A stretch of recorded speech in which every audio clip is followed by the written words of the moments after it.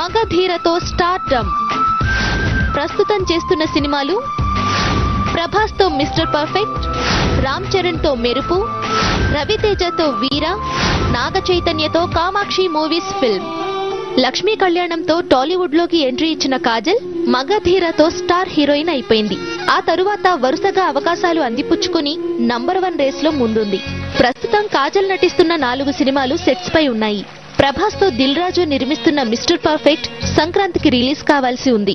అలానే వీర, మెరుపు, నాగ చైతన్య సినిమాలు షూటింగ్ మొదలై వివిధ దశల్లో ఉన్నాయి.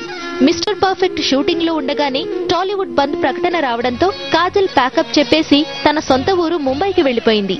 పంచదార బొమ్మ బొమ్మ పట్టుకోవద్దనకమ్మ మంచు పూల కొమ్మ